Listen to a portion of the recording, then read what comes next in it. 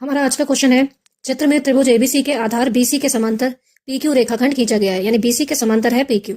यदि पीक्यू और बीसी का अनुपात 1:3 है, यानी पीक्यू और बीसी का रेशियो दे रखा है 1:3, तो एपी और बीपी का रेशियो कितना होगा। ठीक है, यानी ये कह रहा है कि अगर इन दोनों का अनुपात 1:3 है तो ये अपॉन ये की वैल्यू क्या होगी। देखिए, अगर दो त्रिभुज समरूप होते हैं तो उनकी भुजाओं का अनुपात समान होता है। जैसे इसमें दो त्रिभुज हैं, एक छोटा वाला और एक बड़ा वाला, यानी कि त्रिभुज ए पी क्यू तथा त्रिभुज और एक बड़ा वाला ए बी सी। अगर ये छोटा वाला त्रिभुज और बड़ा वाला त्रिभुज समरूप त्रिभुज हो जाए तो इनकी भुजाओं का अनुपात बराबर होगा। तो पहले हम इन्हें समरूप त्रिभुज प्रूफ करेंगे। एंगल ए दोनों में कॉमन है, ठीक है। एंगल पी जो है वो बी के बराबर होगा। तो भुजाएं अगर समांतर होती हैं और उन्हें कोई रेखा काट रही हो तो ये वाला कोण इसके बराबर होता है, संगत कोण यानी करस्पॉन्डिंग एंगल। तो क्वेश्चन में कह रहा है ये दोनों रेखाएं समांतर हैं, तो ये वाला पी और ये वाला एक बी बराबर होगा, और ये क्यू किसके बराबर होगा, सी के बराबर होगा। ये पी आ रहा है छोटे वाले त्रिभुज में, बी आ रहा है बड़े वाले त्रिभुज में। तो यानी एंगल ए और एंगल ए तो दोनों में कॉमन हो गया, ये हमने कर दिया उभयनिष्ठ।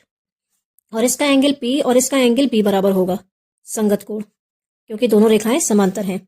और एंगल क्यू किसके समांतर होगा, सी के। ये भी क्या है, संगत कोण।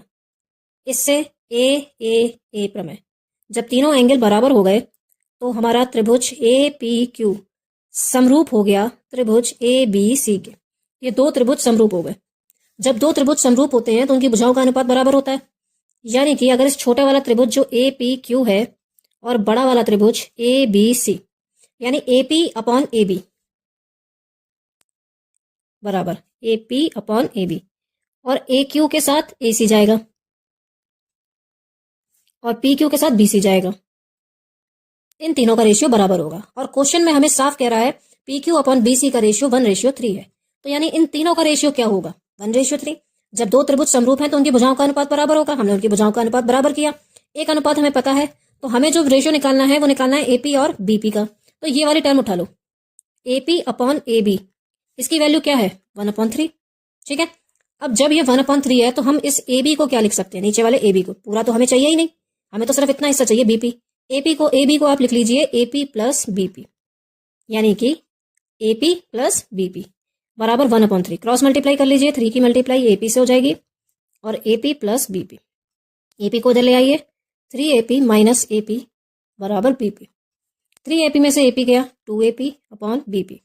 हमें चाहिए एपी अपॉन बीपी। बीपी को ले आए नीचे, तो यहाँ पे क्या रह गया, 1। ये 2 कहाँ आ जाएगा, इसके नीचे। तो एपी और बीपी का रेशियो कितना हो जाएगा, 1:2। तो ये क्वेश्चन भी लास्ट ईयर आया था, बहुविकल्पीय के रूप में आया था। तो ये क्वेश्चन मैंने आपको बता दिया। आई होप ये क्वेश्चन आपको समझ में आ गया होगा। प्रैक्टिस जरूर करिएगा।